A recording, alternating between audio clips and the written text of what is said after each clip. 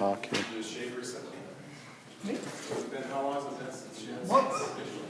Months. You just don't, we don't participate in the planning commission. I've been absent for a while. All right, we'd like to welcome everybody to City of Saratoga Springs Planning Commission. We're going to turn the time over for a moment to our director, David Stroud. Planning Commission, just before we get started here, just to introduce you to our new senior planner, Tippy.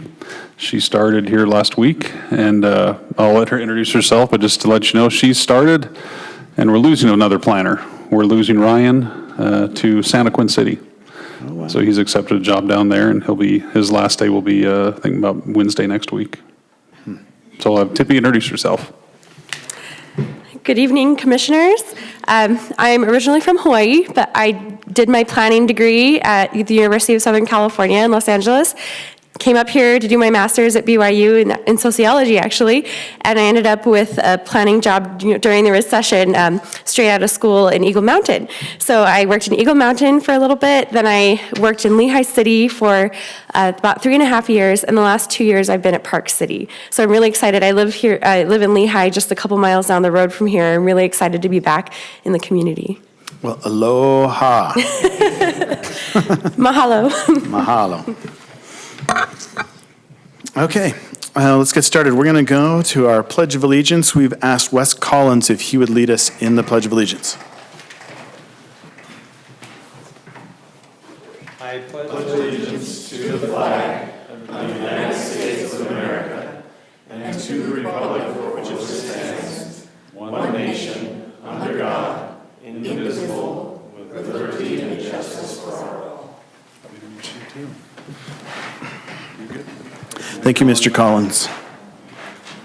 All right, let's do roll call. Oh, I guess I'll have to turn all these on. Chris Karn? Sandra Steele. Kirk Wilkins. Ken Kilgore. Troy Cunningham. And we have a quorum with 4 city staff. 5. Sorry, we do have 5. Okay. What, Mike? Kevin Thurman. Jeff Pearson. David Stroud. Okay, great. Okay, look, this is a public meeting, and we have set aside some time for items that are not on the agenda or that are not public. If you'd like to come forward and limit your comments to 3 minutes and give us your name and address for the record, your time is yours. Okay, none needed. We will close public input and move on to item number 4. This is a public hearing. This is Beacon Point Village Plan 1B, located generally at 630 West Founders Boulevard. And James Rich is the applicant. We'll turn the time over to David Stroud for our presentation. Yes, Planning Commission, public, and those watching on YouTube, there will be a public hearing. This is for the Beacon Point Village Plan 1B. Now, with the recent announcement now of the official temple site of the LDS Church, now the time has come to submit the village plan, which kind of gives more the meat and bones of the development. Map you see here, the village plan which we are looking at tonight is that area in the blue. It is the planned community mixed use and the general plan, and then the zone itself is planned community. It's approximately 22.71 acres, and the combination, there'll be 3 buildings total on site. The combination of all 3 buildings then calculated up to I rounded up to 51 ERUs, equivalent residential units. The special project site, as you see here, it's identified by the district area plan as a special use type, and then the community plan also identifies this as the traditional neighborhood place type. So what we're looking at today, basically, if you recall Village Plan 1A, that was all the Founders Boulevard development going up, then the homes around this. Village Plan 1B is basically everything inside the right-of-way, so inside the sidewalk. So there's no streets, no sidewalks that are officially part of Village Plan 1B. This is totally internal to the temple site. There'll be a chapel there as well, and then some sort of accessory building to house maintenance equipment, things like that. This will be the location of the open space, and if you recall in the district area plan, this place type, the whole place is considered open space, but it is broken down. There will be a 10-foot walkway around the entire parcel as identified in blue. There will be the public open space, which is in a lighter green area, which is actually part of Village Plan 1A, but it's identified here because it is contiguous to the site in the lighter green. The interior open space, which will be the site of the buildings, parking, landscaping within the parking lot. And then the designated special project landscape area, which will be then that eastern portion as you come to Founders Boulevard. You know, there's kind of a natural outcropping there on the ground, and that'll be part of that as it sits in front of the future temple. Just examples here of what the fence and the lighting that they are proposing. They have indicated in the village plan that the lights you see here, these interior lights there, those will not be full cutoff. These will be the parking lot lights, your standard typical parking lot lights that we have in other developments. And then pedestrian walkway lights, this lower type of lighting here. Then examples of the fence types which have been used in previous locations, and the dumpster with the enclosure for the dumpster there. The recommended motion is with the findings and the conditions as you see here, a staff recommendation of approval. And of course, oops, I guess I put this one out. The architectural guidelines for the site. Now, the building itself, the building does not have to be part of the village plan. There just has to be guidelines for what, you can have a building in the village plan, but it's not required. If you recall other past village plans, for instance, when Fat Cats came in, or when the other village plan around Smith's, those had multiple lots, but we didn't know what was going on each lot. There were some architectural standards, there were some examples of what could go there, but physical buildings in the plan are not required. But there are some standards here for each of the 3 buildings that are proposed. I apologize, that should have been a slide earlier. Then the alternative motions are continuance and then denial. And the applicant is here tonight to answer any questions. Thank you for your presentation. Would the applicant like to come and join us? Or applicants? And you feel free to take a seat. Let me turn on your speaker. Would you be kind enough to introduce yourselves, your names and addresses for the record, please? Yes, my name is James Rich. I represent the Church of Jesus Christ of Latter-day Saints, the applicant. The address is 50 East North Temple, Salt Lake. My name is Nate Walter. I'm with LEI Engineers, helping the preparation of the document. Our address is 3302 North Main Street in Spanish Fork, Utah. Mr. Rich and Mr. Walter, right? Did you have anything you wanted to add to the presentation today? Yeah, I know that David did a really good job sharing everything that, the main talking points. Some of the things that I think that there's some other things we want to touch base on just to kind of provide a little more detail. First of all, I want to thank the city staff. They've been very helpful during this process. Every time we had any calls or phone calls, meetings, discussions, they were very attentive, responsive, very helpful in the process. It's been a great experience working with them. In addition to some of the information that they shared previously, one of the things that I wanted to touch base on was back to the open space. With the 22.7 acre site, there's approximately 6 acres of that in manicured open space or landscaping. The eastern portion of that was that hillside that David spoke about. That right there's probably about 4 acres of that, and then the remaining 2 acres is going to probably be placed around parking lots, buildings in and throughout the site. In addition to the trails you see here, the trails that we showed in this village plan, these were mainly major pedestrian corridors that we anticipate for the site. Sidewalks, trails, there's going to be more in addition to this. The alignment of these locations and sizes vary from 4 to 8 feet in size, but until we get the final site plan figured out, those are susceptible for changes or shifts along the site. I know that one thing that we wanted to make sure that was clear was the decorative aluminum fence that's on the site would be placed directly around the temple site. I know that there was concerns with access to the site, and with that decorative aluminum fence, it's just anticipated to be placed directly around the temple site. This would allow full access to the site and through the trails all around the project. So just want to make sure that you guys were aware of that and took that into consideration.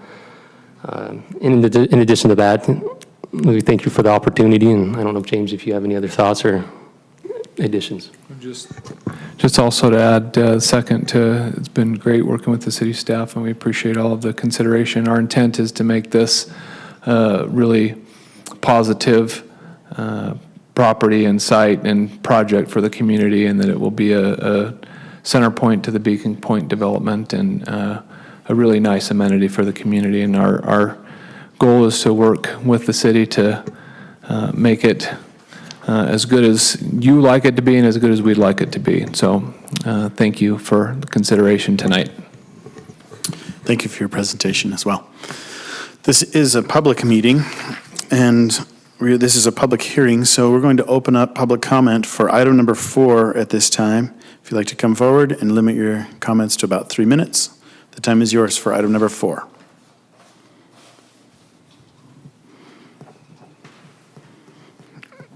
Okay, then we'll close public comment, and we'll open this up to the Planning Commission for comment.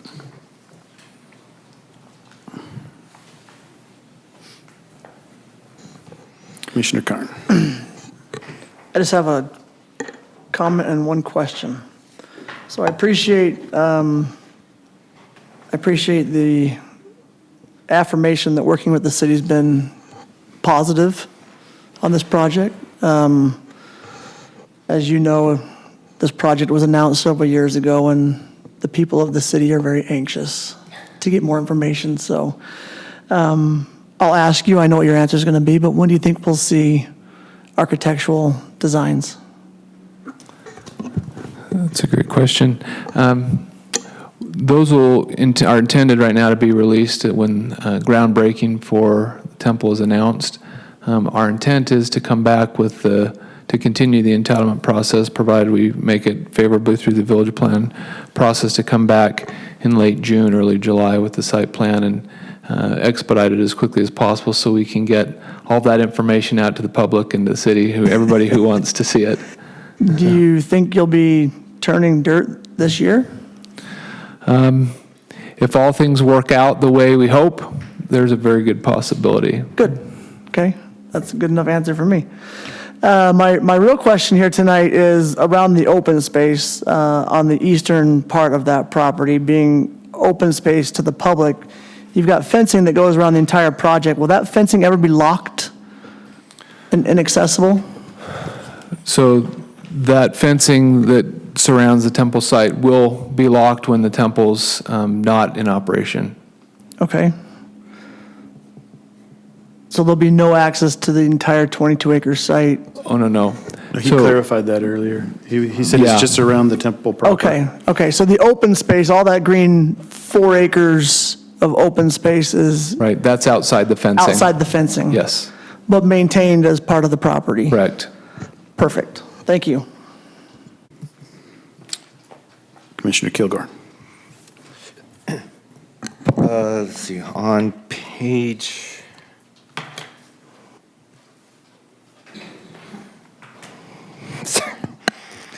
I use 2 different paging systems, and apparently it's not working. You show, okay, no, it is right. On page 6 of your plan, you show the planting schedule. Actually, it's the vehicular entrance points that I was concerned with. So now that I know this is just a pro forma drawing, but there's also no mention actually in the text. But I was concerned about the clear sight triangle. And the way, since there was no mention, and since the way it was drawn here, it's the second drawing. Yeah, it's the second drawing. It looks like there are trees right where the clear sight triangle should be. And so I just wanted to make a comment that if you would make sure that the clear sight triangles are clear in accordance with our clear sight triangle ordinance. Yeah, it was our anticipation for that. We'll make sure at the site plan level that when the landscape plans and lighting, everything comes into effect, we'll make sure that the site plans reflect those site triangles. Okay. Yeah, and again, I know this is preliminary, but since it wasn't mentioned, I just thought I'd make that comment. Yeah, we'll check that as staff And you actually can have a tree in there as long as it's trimmed up. I want to say it's 8 feet. But Yeah, once obviously, it's that's mature. the site plan level stage. We'll certainly obviously check that when that Right. site plan comes through. Yeah, once it's mature, it could be 8 feet, but before it's mature, then, either you put a 9-foot tree in there, or it's got to be lower than 3 feet, so. And then, another question is, about the lighting. So it says that, as Director Stroud mentioned, that lighting will operate dusk to dawn with no shut-off. And I was wondering if the applicant had requested to be exempted from the city's dark sky ordinance, and was that approved, or how does that work? Well, in the community plan right now, they're allowed the uplighting.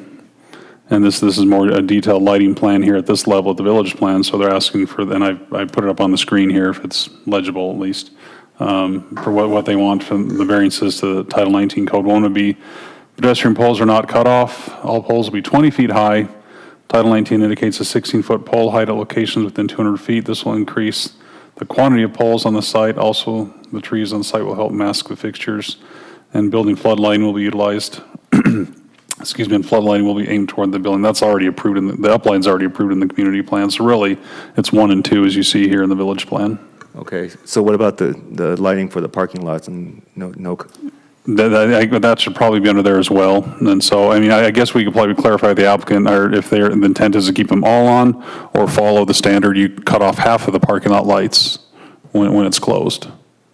At this point, we're planning on all the lights being left on from dawn to dusk, and that's just for the purposes of maintenance. A lot of times, the cleaning or maintenance crews come in after services or everything's happened during the day, and those cleaning hours are during the night. For security and maintenance purposes on the site, we just want to make sure that there's accessible lighting for those people. Okay, so then what is that? What do we have to make some kind of a condition, or? Condition that, and we'll probably should have the applicant then add that to this subsection where it says variances, Title 19. That should also be listed in there as well. Okay, so, okay. And the condition. Yeah, so I understand your preferences and such, but all of our parking lots are, would have security issues and maintenance and all that, but they still have to, they obey our dark sky ordinance, and it's, a lot has to do with the Camp Williams. And so that's why we have that, but if you are requesting something else, then we have to make some kind of exception that's noted, because it does go against the ordinance. Just that I do think that when you're talking about all of the parking lot, the full site, we probably could cut some of the lights, and mostly it would be the ones surrounding the temple close by, where you'd have the need for the safety and for the lighting for the maintenance staffs. And so I don't think that we would necessarily need all of the lights for the whole site, and we could probably reduce some of them, and we'd be willing to be workable on that issue. But we are requesting to leave a fair amount, on throughout the night for that reason. And operations start about 4 a.m. also. So when workers start coming in and we're getting geared up for operations to start for the day, it will start before dawn rather. Yeah, and I think we do have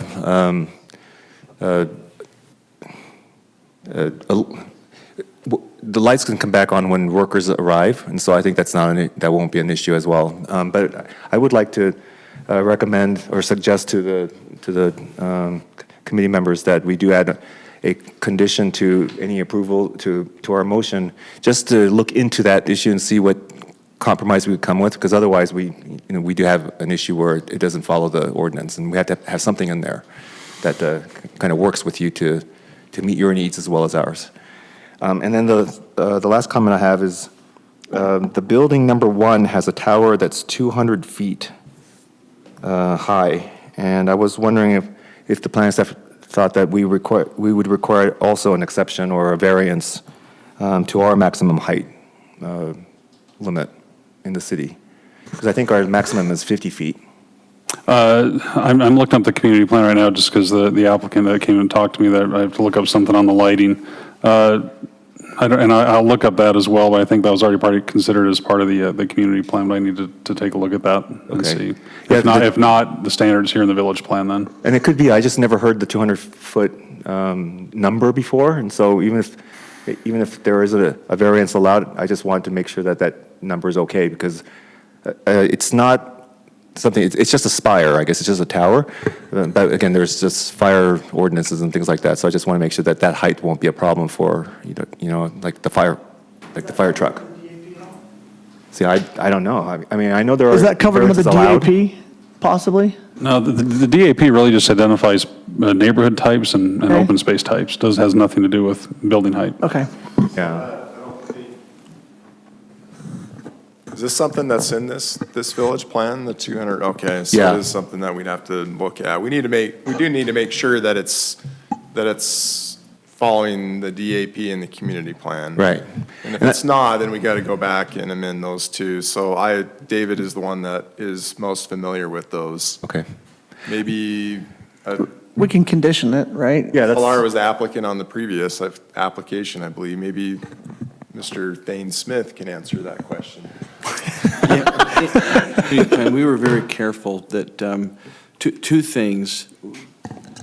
We're not subject to Title 19 under the community plan as we modify it through the village plan. So that's in one of the first paragraphs in the community plan. The second issue is that we exempted this particular site from lighting standards and I believe from height standards as well. So these discussion items are great discussion items, but I don't think it requires a variance to an ordinance because the community plan is the ordinance and the village plan becomes the ordinance as we talk through this process. Yeah, so I appreciate that, and I know that there are variances allowed and such, but again, I hadn't seen the number 200 feet before, and up till now, no building is taller than 50 feet. And so there are things like fire trucks have ladders with, and it may not be relevant because it's not an occupied structure. It's just a tower. But still, I think that since we hadn't seen that number, that maybe we just at least look at it, make sure that it's okay with all parties. And same with the lighting is, again, it has to do with Camp Williams and being able to see at night for their training. And so it may be okay, but at the same time, let's just make sure that it's okay. Because again, the ordinance doesn't, it says that it actually goes against the ordinance. And if there are exceptions, we didn't see it in our packet, so I just want to make sure that it's fine. That's all. So we can instruct city staff to take a look at that. Yeah, so I think we should just put maybe a condition. Compare the city code with their Yeah, in the agreements. community plan, it says the community plans and village plans supersede Title 19. Yeah. That's in the approved community plan. They do. I mean, it's clear in the district area plan that those standards are different from Title 19. I think it is a point of discussion for sure, and we'll look into it. We'll work with the applicant as well on possibly some reasonable lighting schedules, I guess, so to speak, to minimize the lighting.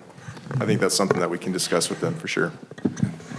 And just to add some clarification that might help too, I mean, the occupied space is 3 stories above grade, and so it'll be significantly less than the 200 for the top of spire number that you're referring to. Yeah, the 200 is the top of the spire to the ground level. Yeah. Yeah, and just to read this to you as well out of the community plan.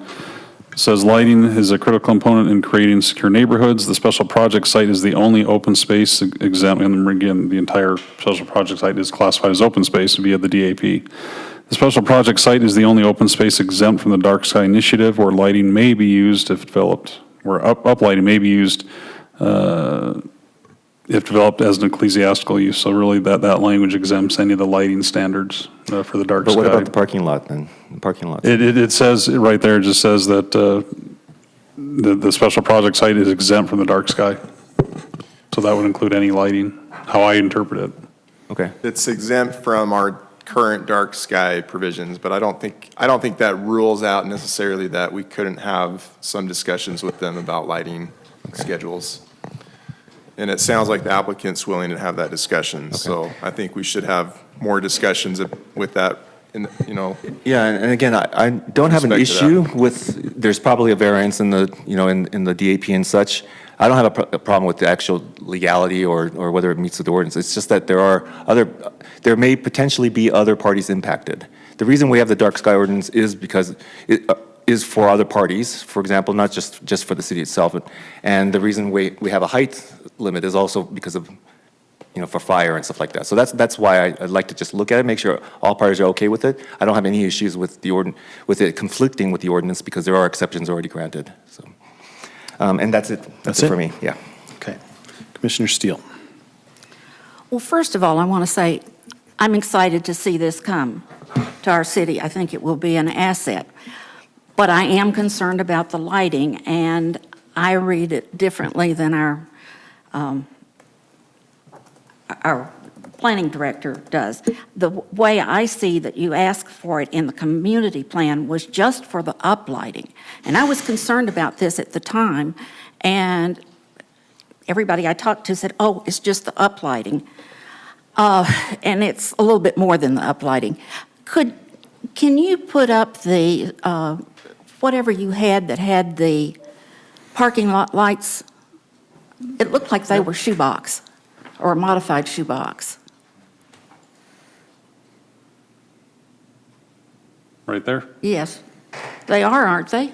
No, that's really the standard. It's the Galleon product, which almost everyone is using around here. It's not a shoebox. It is tapered. It has curve to it. But That's- parking lot lighting is supposed to be a bell shape with a decorative standard of 2 feet.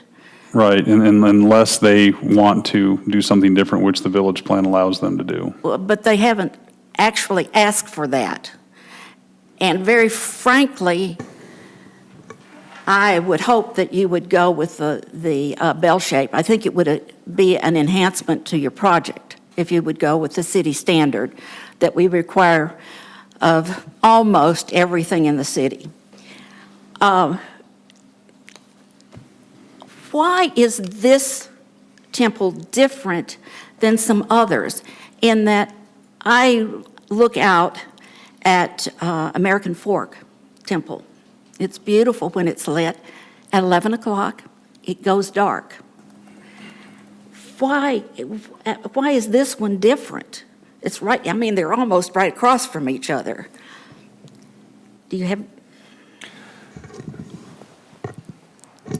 I'm not sure all the nuances and when, we have a number of these structures throughout the Wasatch Front, and I know that most of them are at least lit some amount throughout the night. It's sort of something that the community grows to expect. They kind of light up the sky. Well, not light up the sky, but they are illuminated. That's how people identify them. And so I can't necessarily speak to that. I'm not sure what's going on in American Fork, but I know others along the Wasatch Front do illuminate them throughout the night, and that's sort of our norm. Do the other places have a dark sky ordinance that allow the lighting? Because our dark sky ordinance is for Camp Williams, but it's also so that the people in the southern part of the city have a dark sky, and we're not looking at a lot of lighting. You haven't shown us where the parking lots are going to be, and that will have an impact on what I'll say next, if you can tell me where those are going to be. So we plan to lay all of that out in the site plan submittal. Of course, you don't see the whole site plan layout here. But, I mean, as you'd expect, they're throughout the center of the parcel. And the buildings are, oriented towards one end and the other end, and then there's parking in between. So, I mean, we'll get specific about that during the site plan. Would you be within 200 feet of residences with your parking lot? So our anticipation is, I know that we'll be doing a photometric plan as required by the city in the site plan submittal. And in that process, I know we'll take into account the lights that are already proposed to be placed with Beacon Point or Founders Founder's Plat A. So right now, there's currently proposed lights around the exterior of the site. And then we'll have the additional lights on the interior, and we'll take, in the photometric plan, we'll analyze both the exterior lights separating from what we have in interior and make sure that we're not overlapping or creating more light than is necessary. You're not answering my question. Will any of your parking lot lights be within 200 feet of a residence? At this point, we don't know how those are going to be laid out, so that's something that will have to be determined at the site plan. Well, then, some of what you've got in your village plan needs to come out, because you're saying that you want 20-foot poles. The reason we have 16-foot is because of residences, and it's within 200 feet. So when you ask for the 20-foot, that's fine if you're further than 200 feet. And I suspect you're not going to be. So I would ask if you would consider that, because that's what people in our community have come to expect of us, is to keep that lighting down. We can certainly take that into consideration. I know that with the lights closer to the exterior, we can possibly look. I know that the poles we proposed come in varying sizes. So if that's a concern, we can certainly take that into consideration. Okay? I'm going to read from our ordinance, our dark sky ordinance. The lights now, I guess I will ask if those lights that you have proposed are full cutoff for the parking lot lights. Oh, the lights for the parking will be full cutoff, yes. Okay. And as I say, I hope you will go back to the bell. That really, I think, will kind of be more fitting for the entire community. It says 1 hour after closing or 1 hour after closing or by 11 p.m., whichever is earlier, businesses must turn off at least 50% of building lighting and lighting fixtures in surface parking lots and on top decks of parking structures. However, those lighting fixtures turned off may be set to function utilizing a motion detector system. Lights may be turned back on 1/2 hour prior to the first employee shift. Could you live with that?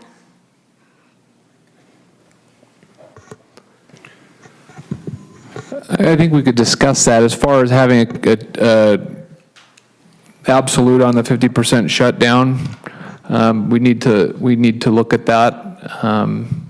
But I think we can temper it, and I think we could probably cut some of the lighting and, having it turned back on in full 1/2 hour before the first shift, which would be pretty early, you're probably talking 4 a.m.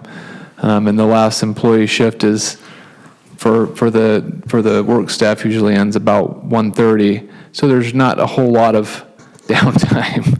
Well, but this says 11 p.m. or 1 hour after closing or by 11 p.m., whichever is earlier. So it's still, even though you have people there, and we understand the security issue, and we certainly don't want someone who's working in the temple to walk out into an area that's completely dark where they feel unsafe. But we also don't want to drive down the road and have this, I hate to say it, beacon up there. Isn't that what this is, though? It can be that until 11 o'clock. I mean, I can see 3 temples from my deck, so. Well, but American Fork goes dark. Yeah, I think a lot of them do, so I would ask you to look at other areas and see if we can't do something about that. The bollard lighting for paths, I think I don't have a problem with. They don't put out that much. You're going to leave them all night, no problem as far as I'm concerned. But the 10-foot pedestrian lighting you've got, where will that be?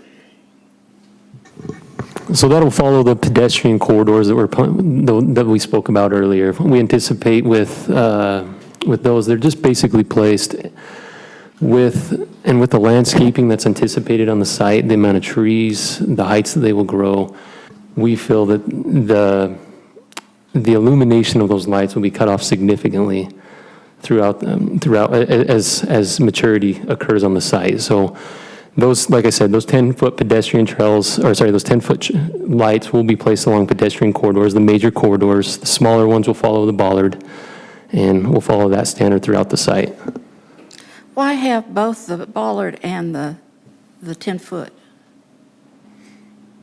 Well, just the 10-foot just provides a little more light for those larger corridors, just make them more inviting, push people towards those major corridors, whereas the smaller ones are just to help illuminate in between parking stalls, trails, going up through that open space on the east side.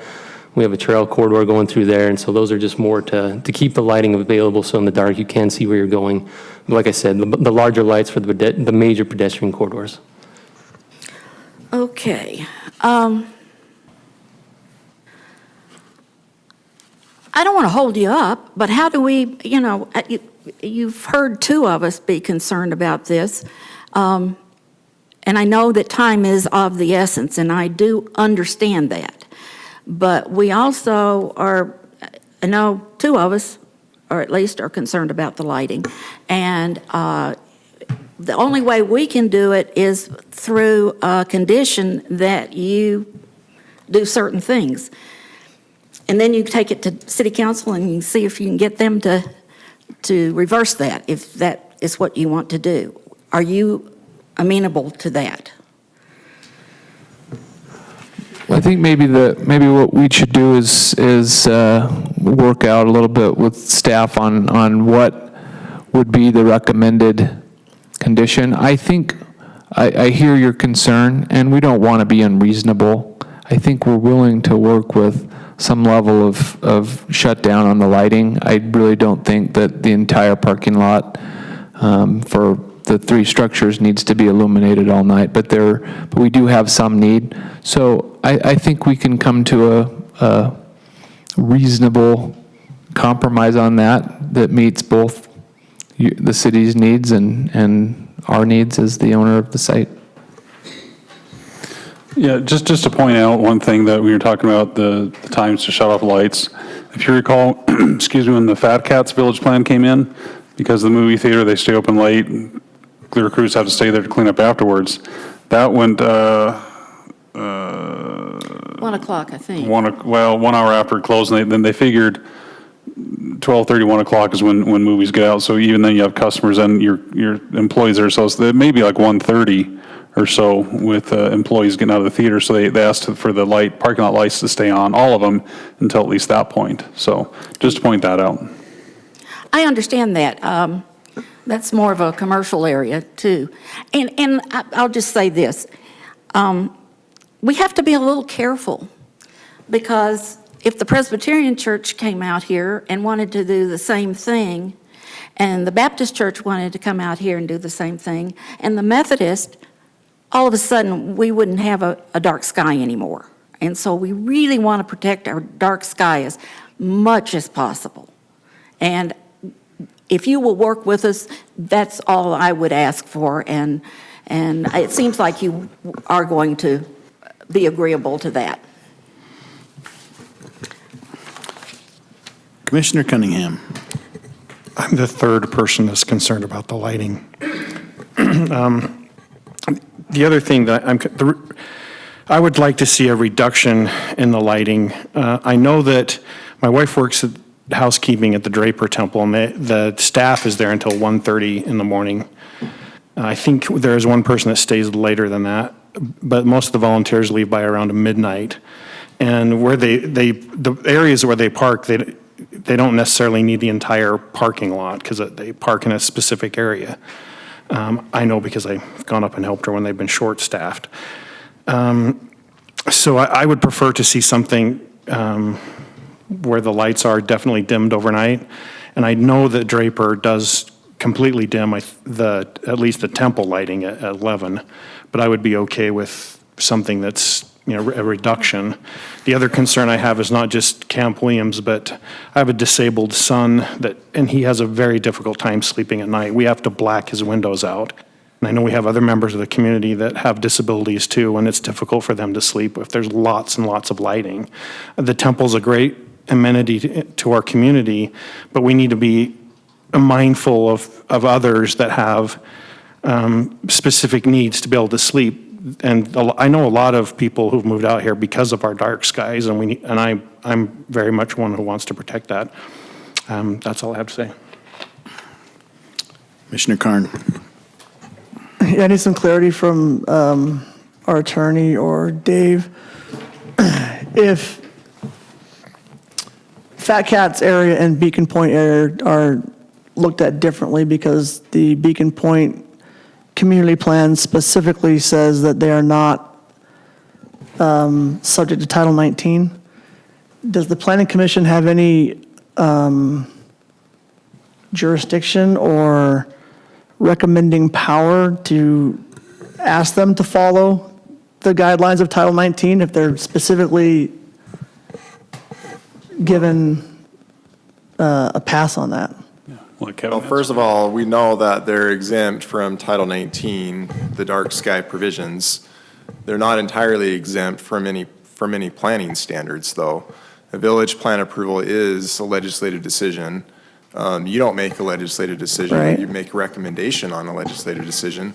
And I think it's been loud and clear from the Planning Commission that you would like to see them consider some reductions in of the lighting on. But they're specifically exempt from dark sky in, Sure, but you can set your own standards. The city can set their own standards for development for the village plan. There's a lot of Okay. information that as long as it's within the confines of the community plan. And it looks like there's some room for interpretation in there. I would just suggest that we work with the applicant to come up with some reasonable restrictions on the lighting. And I think you've made that more than clear. Great. And we'll take that message and work with the applicant. I don't want to make a recommendation that we were prohibited from because of the dark sky exemption in the community plan. So thank you. Well, I would make it, if you want to place a condition on it, I would leave it general so we can work with the applicant. Yes. And then Okay. present something to the council that works for both the city and the applicant as well. Commissioner Kilgore. Yeah, I'd like to just remind Commissioner Carn that the reason why we're okay with Fat Cats is because they are in a commercial area. And this one, we have houses like right next to the special project area, so I think that's why, at least the consideration, just to consider it, Commissioner Steele. Well, I've read the part of the community plan that addressed this, and I think it was vague enough that it's up for interpretation. It does say that, I'll just read a paragraph. Open space lighting will use city standard lighting fixtures with the exception of the special project area. The driving goal of the city and community plan is to reduce light pollution and create safe environments. Lighting is a critical component in creating secure neighborhoods and encouraging use of open space. The special project site is the only open space exempt from the dark sky initiative where uplighting may be used to highlight the architectural features and create a focal point for the community. The city is to accept operations, maintenance, and replacements for all public lighting. Several important factors regarding the dark sky initiative were considered to determine an appropriate fixture. And then it goes on to talk about shielding. And when I read this, I thought that the only thing that they were asking to be different was the uplighting. And I certainly could understand where that would come in. So I think this is up for interpretation as to which side you're on. So I just wanted to read that into the record. Any other comments from the Planning Commission before I conclude with my own? It's interesting how history repeats itself. I was in California a few years ago, and they were putting in a temple near Folsom. And the main contentions were the lighting, and it was the height of the spire. And here we are again. What was interesting in that aspect is right adjacent to the temple site was an auto mall, Folsom Auto Mall, with a jumbotron that lit up the whole freeway, and yet they wanted to make sure that the lighting went down on the temple at past 10 o'clock. And I thought that was ridiculous because the jumbotron blinds you as you go by and you don't even see the temple in the distance. Same thing, similar here. We have Fat Cats who's in, and they have a nice sign, and they've got a lot of lighting, and it's not the standard lighting, and it's not, so we've had a lot of discussion about this, and I know that you're not subject to Title 19, but I do appreciate that you've been amenable to a discussion. So thank you for that, and I'm sure that you'll have a discussion with staff and see a good conclusion that'll be good for you and the city, as you've said. So thank you for that.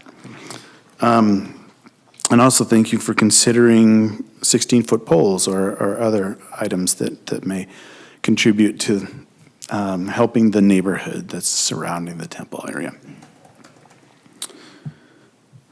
As for my own opinion, I mean, this is a legislative decision, and we do have to listen to the commentary, but we don't have any public comment. It is just the Planning Commission who has made these determinations, and ultimately, we don't have the decision of what's going to happen.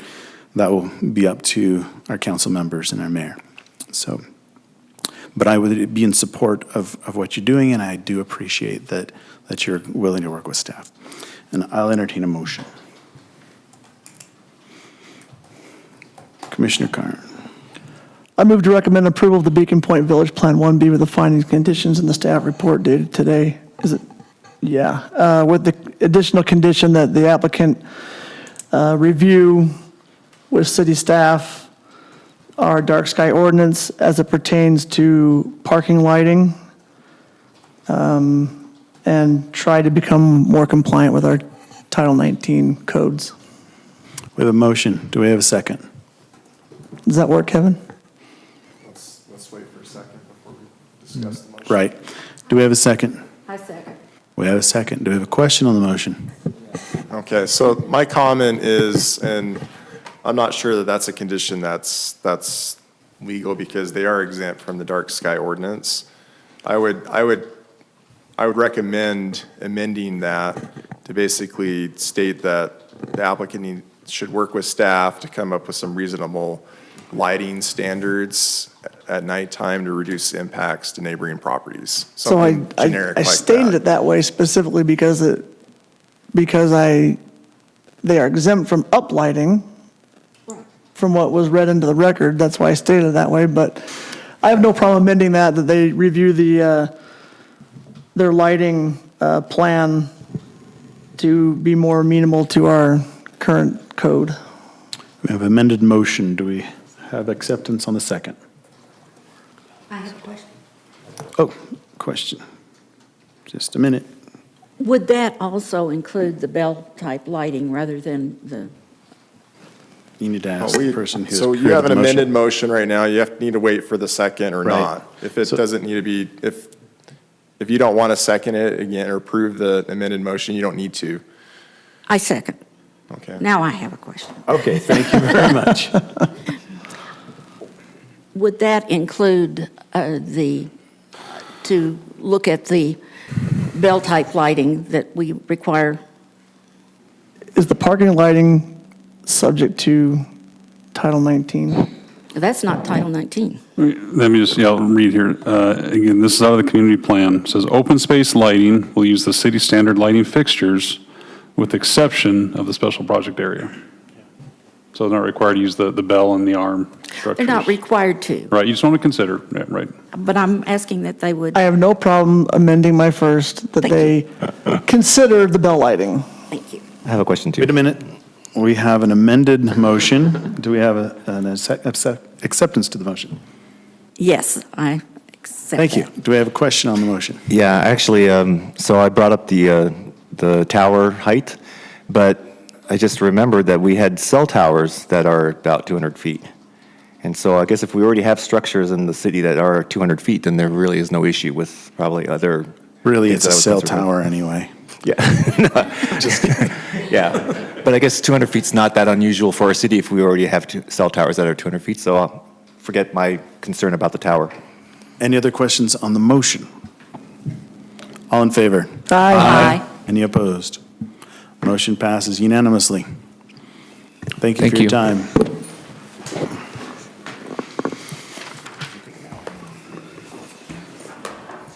Okay. Let's move on to item number 5. Thank you so much. Item number five, this deals with some Title 19 amendments. Now, as you see on the screen there, a couple of those amendments have been withdrawn. Those dealt with the, where staff was working on accessory dwelling unit ordinance. So 1902 and 1905 dealt with that. Because we publicly noticed it as that, we had to at least show you on the screen and say those have now been withdrawn. That was a staff application there. And so right now, we're just looking at the 1904 and 1918. These are two different applications, but I thought since they're both text amendments, let's just put them on the same one. You can choose to motion them together. You can choose to do a separate motion for each of those, but we'll just proceed with that direction. The first one would be to amend the land use table in 1904-11.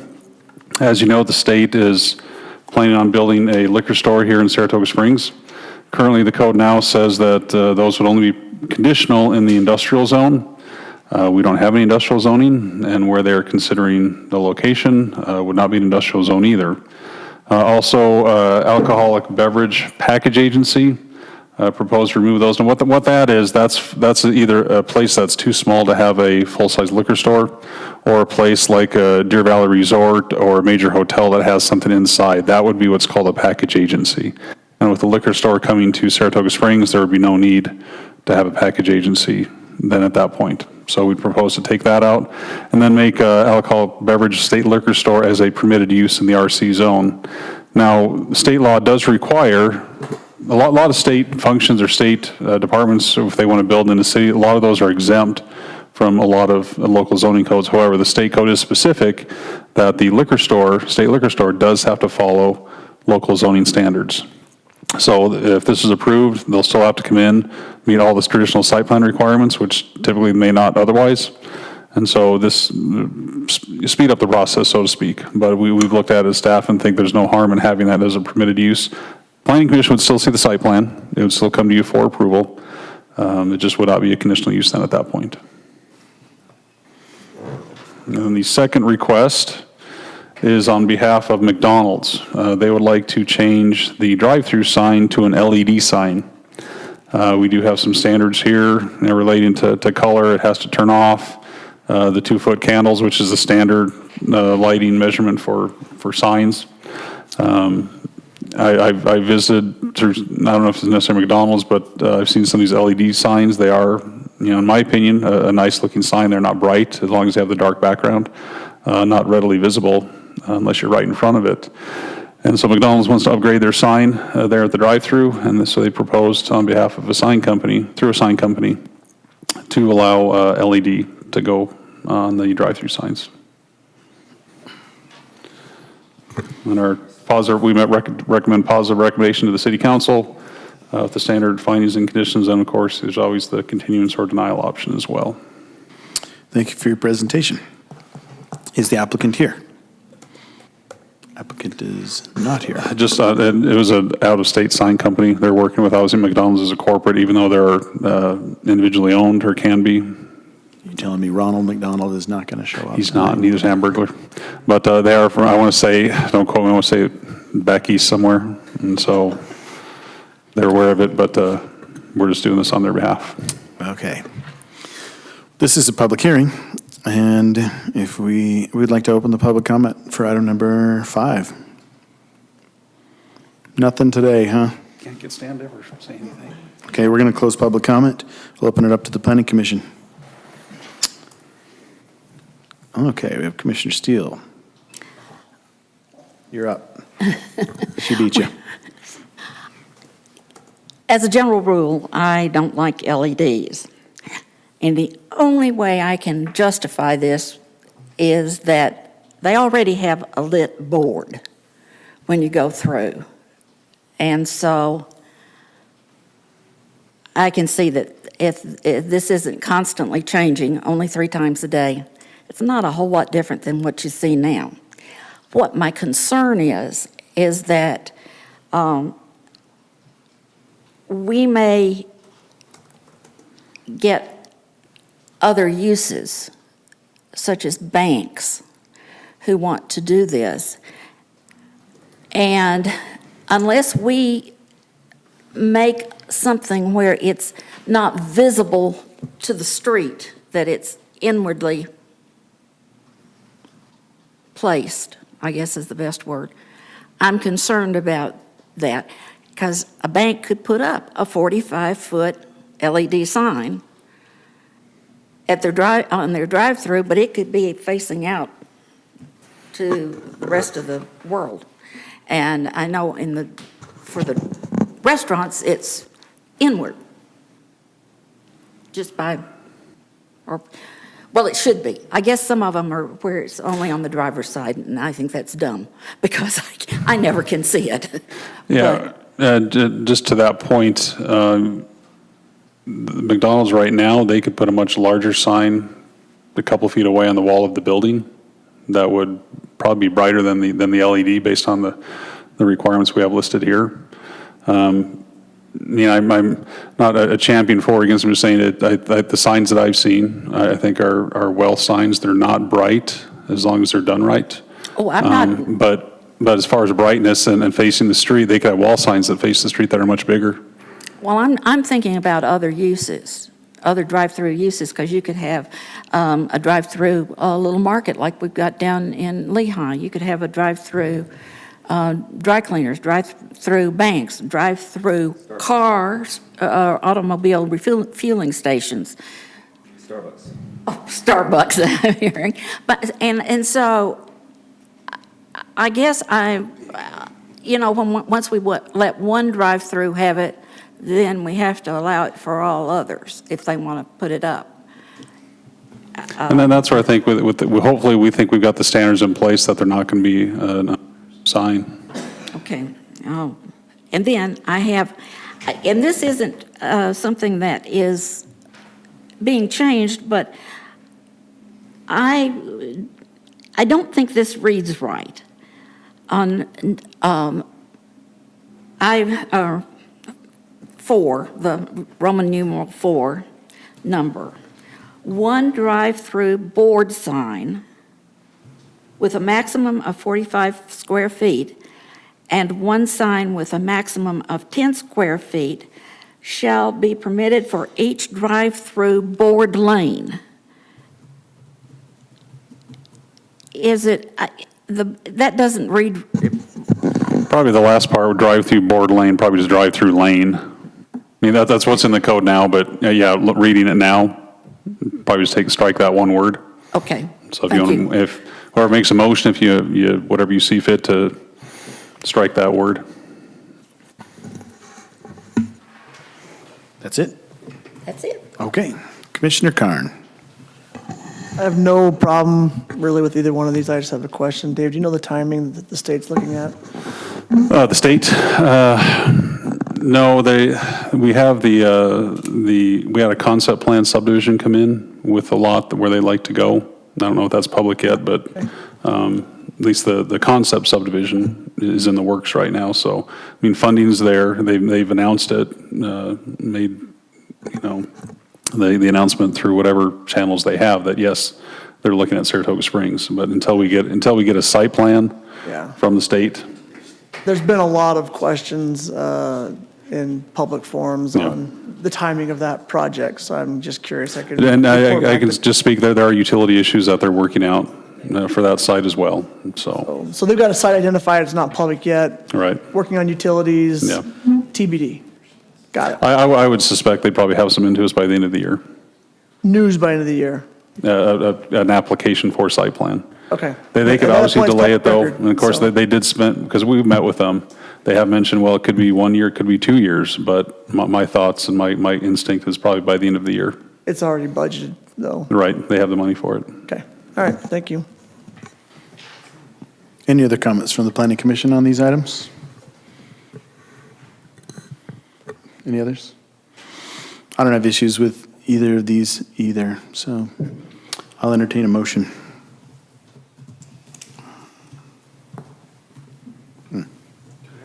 Wait, Cunningham was first, sorry. Well, Commissioner I wasn't Cunningham. going to do You can do whatever you want to do. Did you I want just to say turned on something? so I could vote. Oh, gotcha. Commissioner Kilgore.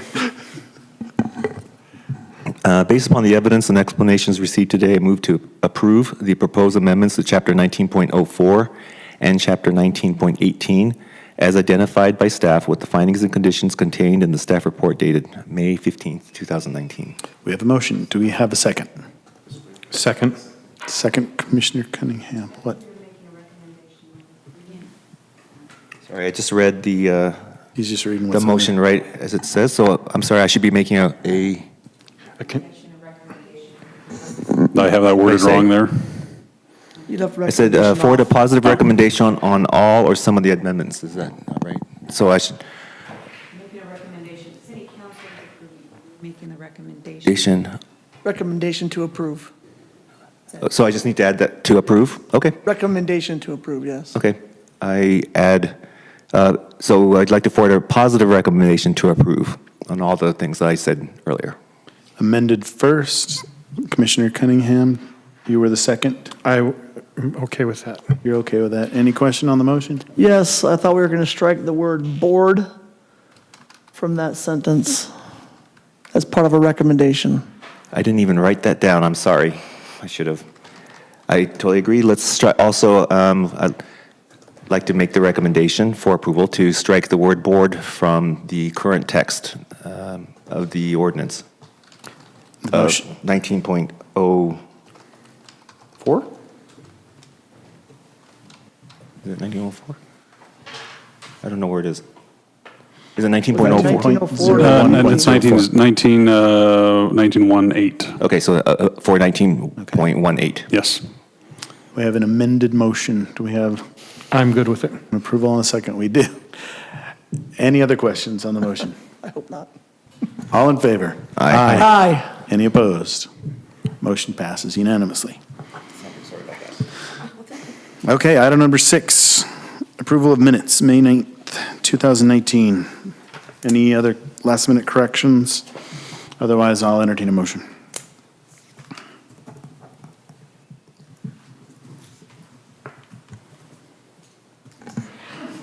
I move that we accept the minutes as written for the meeting of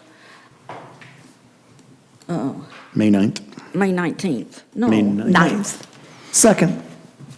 We have a motion and we have a second. Any question on the motion? All in favor? Aye. Aye. Any opposed? Motion passes unanimously. Reports of action. No reports tonight. Discussion of city code, section 19.04.08 and 19.04.11. Did you want to lead us in that? Yeah, so again, we're continuing on looking at various parts of the code. What you see on the screen now is the permitted and conditional uses. We got ag and residential zones, and we got another chart for the commercial zones. And so we'll just leave this up to you. We've, from my perspective, we have quite a few conditional use permits, which I personally don't think are needed. And so it has been on my list of things to do to, let's look at this and see if we can propose something, take that on to the city council to say, are you comfortable with, amending this table to make more of these permitted? Or you could even find some that, maybe are permitted in another zone, which may not be permitted now, or whatever it may be.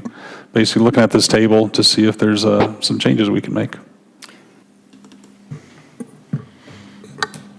Commissioner Steele. I have a question. There are a few of these that have conditional use permits now. But if they were more than 200 feet away from residences, it'd be okay. And the only reason that we would want to have a conditional use in that instance would be for noise, hours of operation, lighting, that sort of thing. Can we put something in, make a, we've got a lot of little asterisks where. Yeah, you can make a standard which says, you could add to it, to the ordinance, a list of uses that if these are within 200 feet, they would be a conditional use. If they're beyond 200 feet, they're permitted.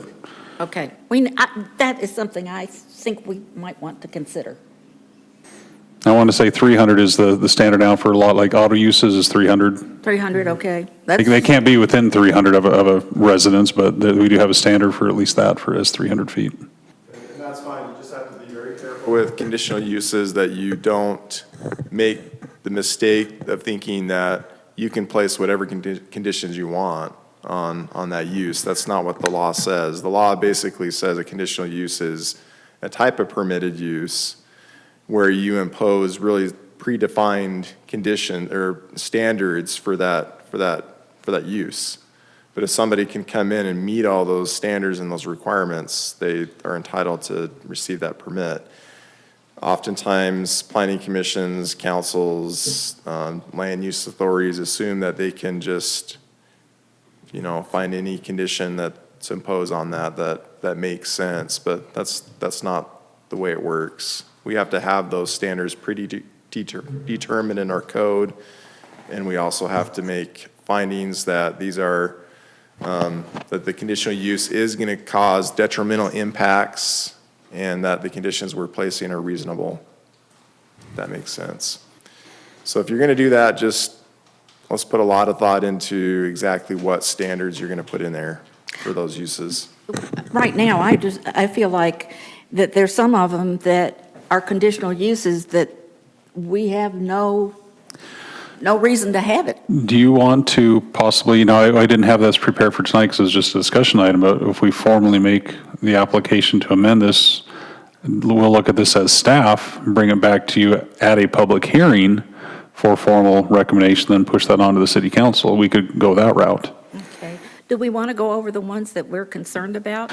May just be best to do that in the public hearing then, and when that time comes.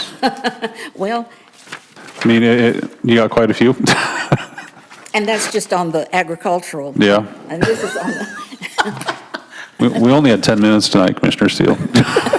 Commissioner Steele, would you be amenable to forwarding that on to staff, having them look at it and put a lot of thought into it and give us a good answer? Yeah. What do you think about that? Do you want my Absolutely. red lines? Some of them I've just got why. Yeah, and is it a holdover from a long time ago? Probably. Place where I previously worked, we pretty much got rid of all conditional uses just because we did have one conditional use that ended up in a lawsuit with the city, and the city lost. And so we looked at it again and said, you know what, let's not have that again. So I think we eliminated it to maybe 2 or 3 out of the whole city. Well, we already have that, and I wonder about it, preschools. And we've got that in our conditional use chapter 1915. And we've got some in there. I agree with the public utility buildings. Yeah, I can see that. But as far as non-residential group daycare and preschool, I wonder if we really need to have this. I think we need to look at this ordinance as well, Right, that ties into it. because they do Yeah. mesh. Well, you can ship it off to us. We'll take a look at it, staff, and do a formal request at a public hearing, and we can, look at yours. I wouldn't, I'm sure we may not agree with what you're doing. We may, I don't know. But that would be the time then you'd make a motion to, no, I want to include this too, whatever you want to pass on then to the city council, we'd go with. I'd like to make a comment. I am going to say one thing here. In both, you've got residential facilities for elderly people, persons, for conditional use all the way across, and residential facilities for persons with a disability permitted all the way across. I kind of feel discriminated against. Well, you should be. Just No, like so really, put all your notes together in that and why and your reasonings and send that on to the city, and we'll expect to hear from you then. All right. I'd like to make a comment too. And, Sure. Time's yours. I totally agree. And also, I really think that's a great idea that that Director Stroud had mentioned, because I actually didn't make any notes, even though I know that there's lots of conditions that we could just get rid of. But I do think like home use type of things, where that's something that maybe, because it potentially imposes an impact on a residential street, things like that, I could see why they're conditional. And it was a home, and now they're using it as a business, and things like that. So I thought that's all good.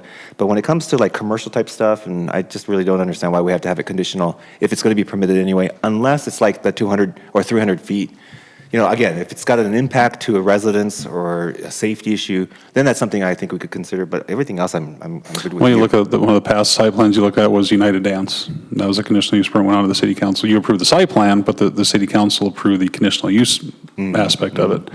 Is that a big traffic generator? No. You could have a commercial use immediately next to that, which could have 10 times the amount of traffic and be permitted, for instance. And so. Yeah, I totally agree. Any other comments? No. Okay. Commission comments. Director's report. Well, I kind of gave it to you earlier with our staff changes, and we're just plugging away. We've got some applications in we're having noticed as a planner 1 or a planner 2. And so we've had several applications come in for that. Not all meet qualifications, but we're working on that as open till filled. And so we'll probably start some first round of interviews. Probably won't get to it next week, but probably the following week. Commissioner Steele. Today, when I was trying to find somebody, the phone directory still has Nora and Jenna Albers Online? on the telephone when you call. Phone tree. Oh, okay. And I was looking for Kara, and we'll be looking for, Okay, I'll get with Kevin. I know I had issues on my phone when there are a couple of different voicemails. One was Kimber, one was mine. Some people get one or the other. And so I'll have Kevin, probably the same problem I had on my phone. It's not very clear how to clear it out and reestablish the new. It's obfuscation, son. They can't find him. well, today that's what I felt like. Okay, I'll have Kevin look into that. All right. Without objection, we adjourn.